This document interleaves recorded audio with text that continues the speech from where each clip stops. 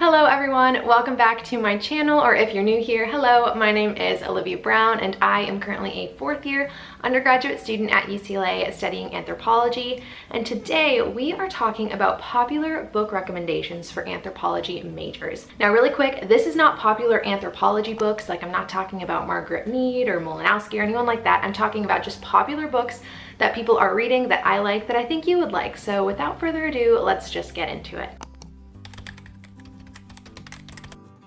Now, for anyone who's not familiar with anthropology in depth, there's actually four main branches. There's biology, archaeology, culture, and linguistics. And so for this video, I have prepared one book per discipline. So we are going to be starting with my cultural anthropology students, and the book that I have prepared for cultural anthropology is Never Let Me Go by Kazuo Ishiguro. So Never Let Me Go starts at this boarding school called Hailsham, and it is written from the perspective of a woman named Kathy reflecting back on her time at Hailsham as a student and her time after Hailsham. And she has two really good friends named Ruth and Tommy, and throughout her time at this school, the book really explores their friendship and how their friendship changes as they grow older. It's a very difficult book to talk about without spoiling anything, but the further you get into this book, the more you realize that something is not quite right. Now you begin to realize that there is little contact between the students at this boarding school and the outside world. Now, like I said before, there's not a ton that I can say about this without giving you any spoilers, but I do just want to note that as it progresses, there's definitely this element of mystery and you trying to figure out exactly what is going on at this boarding school. Now, why did I select this book for cultural anthropology students? There's a few main reasons, but one of the most notable reasons is one of the themes that this book explores is the expectations of the system, and then also the expectations that you may have set up for yourself, and finding this balance between them when it comes to who you are and who you want to be as a person. Then also, there is extremely deep character development in this book, and when you study cultural anthropology, much of your responsibility as a student is doing your best to understand people and cultures on a deep level. And I truly think that if you were to look at this book or the circumstances set forth by this book as a culture, you would be using a lot of the things that you have learned in your cultural anthropology courses. And finally, in many ways, the characters in this book are defined by their experiences, Kathy especially. And I think once you finish this book and look back and reflect on like everything that just happened, you are going to definitely see these similarities between cultural anthropology and this fantastic book. So now on to the next. Okay, so the next book that we're going to be talking about is for my archaeology students out there. And I want you to bear with me because it might not make a ton of sense at first, but you're gonna get it. So the next book that I have prepared for my archaeology students is All the Light We Cannot See by Anthony Doerr. Now, this book is written from multiple perspectives, but there's two main perspectives that we are going to be talking about.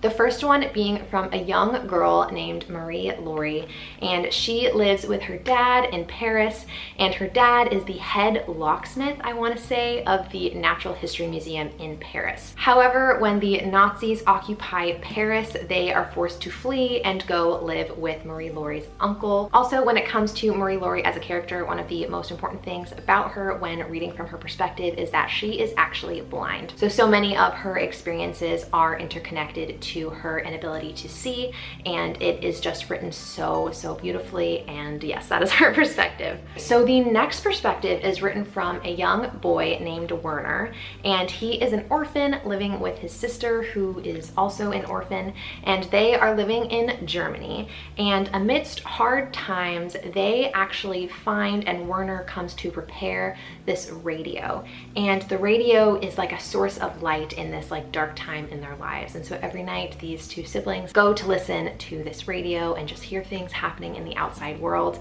But what happens is Werner gets really good at fixing things, so much so that he develops a reputation for being really good with radios and technology in general.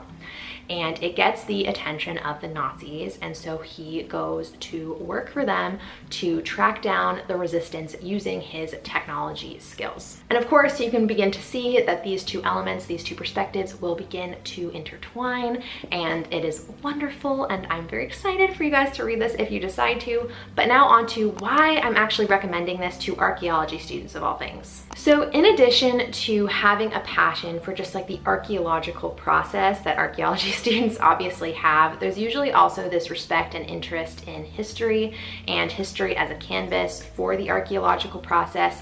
And this book, of course, oh my gosh, I didn't say, this takes place during World War II. If I didn't make that clear already, oh my gosh, that's like the most important thing I needed to say before. It takes place during World War II. So of course there is this interesting historical element that's happening here. But on top of that, when it comes to archaeology more specifically, Marie-Laure is actually really interested in the natural world and identifying shells among other creatures, and so does her uncle that they go to live with. And the ambiance of her perspective, I think, is so perfectly aligned with just archaeology students and what you would expect an archaeology student to be interested in. And I think that is all I have to say about this, because again, I do not want to spoil anything. It is so beautiful, such an incredible piece of literature. So yes, go read this right now. Okay, unfortunately the next two books I don't have physical copies of, so I will pop up a picture right here. But now we are going to be moving on to my biological anthropology students, and the book that I would like to recommend you guys is Jurassic Park by Michael Crichton. What? Jurassic Park's a book? Yes, Jurassic Park was actually a book before it was a movie, and Michael Crichton graduated with a degree in anthropology, so there's a lot of cool things happening in this recommendation. But for anyone who doesn't know the premise, I'm not going to talk about it that much because it's relatively basic. But the premise of Jurassic Park is essentially there's this dinosaur DNA that is recovered, and scientists are able to use this DNA to actually bring back to life, or like create living beings that are the dinosaurs. Now remember the times that we're living in. Everything can be a business. And so this scientific breakthrough was not good enough to just exist in the scientific space. It gets a lot of attention, so much so that it becomes an amusement park so the public can enjoy this scientific accomplishment. But of course, something happens, and Jurassic Park is no longer just a cute, safe dinosaur zone. And I will leave you with that. And even if you have seen the film, I still recommend reading the book because it's really good. So why do I recommend this book for biological anthropology students? Well, let me tell you, Michael Crichton, when he was writing this book, he paid an immense attention to how realistic everything would be. He wanted this exploration of using dinosaur DNA to be as realistic as possible. And I think that biological anthropology students have the skills to analyze to what extent this could happen and make sense, and then also to what extent this could not happen, or what isn't really making a lot of sense about this book and what isn't realistic. And then also you have this amazing anthropological lens and perspective that pushes you to question the ethical and moral implications of what these people are actually doing.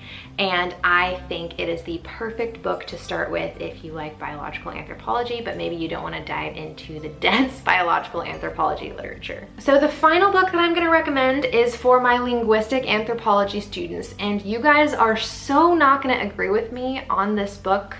And maybe it's just because I'm obsessed with this book, so I felt the need to throw it in here. But hear me out. After I explain it, I think it'll make sense why I'm actually recommending this for linguistic anthropology. But let me just tell you the book. So the book that I am recommending you for linguistic anthropology is The Martian by Andy Weir. Now I know it's a sci-fi book. What the heck am I doing? Why did I do that?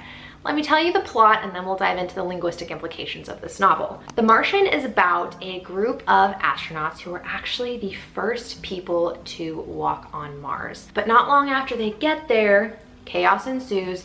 There's a dust storm, and it's so bad that the crew actually thinks that one of the astronauts has died. And so they have to leave him behind and abort their mission and head back to Earth. The astronaut is alive. In fact, his name is Mark Watney, and it is written from his perspective as the only man on Mars.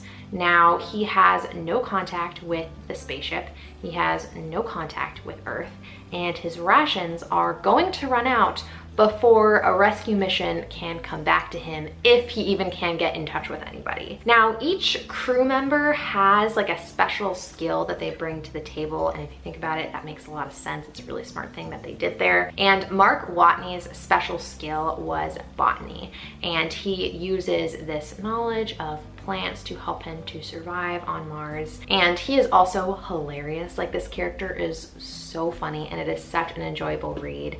And yes, okay, so that's the plot of The Martian, but why am I recommending it for linguistic anthropology students of all things? Now, at first, this probably doesn't make a lot of sense. It's a sci-fi book, and for the majority of the book, he's just one person. Like, there's one person there, so how can you even have a linguistic interaction? And I want you to think about what the linguistic implications would actually be of being the only person on a planet. And I can't remember if it's like a diary or a video diary, but he is recounting his experiences on Mars every day with the things that he did there. I personally believe that there's so much linguistic opportunity here, because you have to think about what kind of headspace he's in as the time progresses during his time on Mars. And he also manages to be a really funny character and keep himself entertained in a variety of different ways.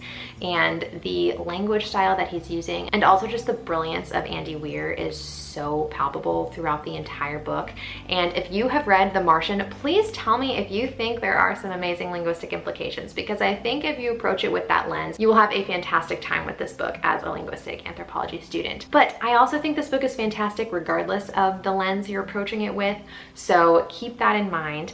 And those are actually all 4 book recommendations that I have for you guys today. Now, if you would want a part 2 to this video with some of the less popular anthropology disciplines, please let me know. There's psychological anthropology, there's forensic anthropology, there's social anthropology.